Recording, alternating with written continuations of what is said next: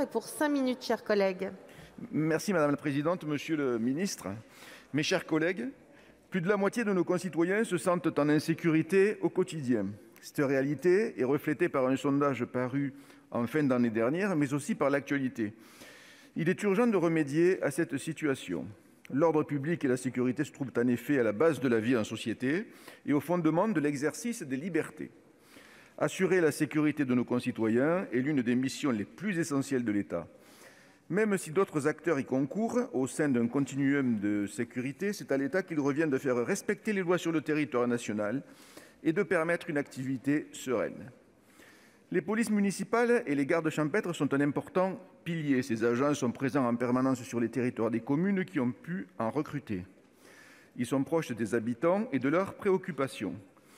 Nous soutenons donc l'expérimentation visant à confier à certaines polices municipales des prérogatives de police judiciaire. Cela permettra de déterminer le bon niveau d'exercice de ces compétences. À ce titre, nous voulons insister sur la nécessité d'une bonne complémentarité entre les polices nationales et municipales, notamment quant à la compatibilité de leurs outils informatiques. Il faut néanmoins prendre garde à ne pas creuser davantage le fossé entre la ville et la campagne. Toutes les communes n'ont pas les moyens de recruter des agents de police municipale et nombre de celles qui ont pu en recruter ne disposent pas des effectifs requis pour participer à l'expérimentation proposée par l'article 1er. Je me félicite à cet égard que la commission des lois ait abaissé le seuil à 15 agents. La question de la pérennisation de l'expérimentation se posera nécessairement. Il faudra veiller à ce que les petites communes ne soient pas pénalisées à cette occasion. Nous devons veiller à ce que la sécurité soit uniforme sur l'ensemble de notre territoire. L'autre acteur de la sécurité est le secteur privé. Nous soutenons l'encadrement de la sous-traitance qui améliorera la clarté de l'exécution de ces contrats. Dans les domaines de l'accès à la profession et du contrôle par le CNAPS, la Commission a proposé des rééquilibrages bienvenus qui devraient emporter l'adhésion. En plus de ces deux piliers, le texte que nous examinons a été notamment enrichi d'un volet relatif à la vidéoprotection lors de son second dépôt. Les récentes décisions de la CNIL et du Conseil d'État interdisant l'usage de drones vidéo à des fins d'ordre public imposaient de fonder le régime légal de leur utilisation. S'il est important de donner accès à cette technologie à nos forces de l'ordre, il est indispensable d'encadrer son usage pour protéger les libertés publiques et garantir la validité des procédures basées sur de tels éléments de preuve. À cet égard, je me réjouis que la Commission ait pris en compte les recommandations de la CNIL.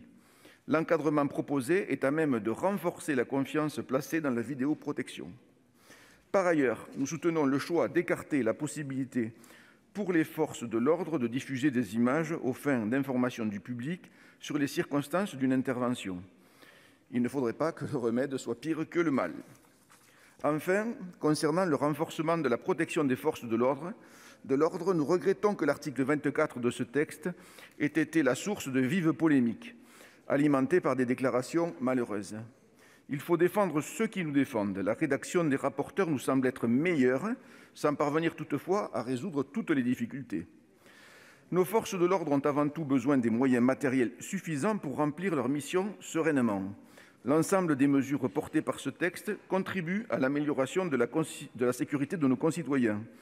La question des moyens financiers consacrés à nos forces de l'ordre reste cependant centrale, mais nous serons avec vous, Monsieur le Ministre, chaque fois que nous améliorerons les conditions de sécurité de nos gendarmes et de nos policiers, car, conséquemment, ce sont nos concitoyens qui seront protégés. Merci.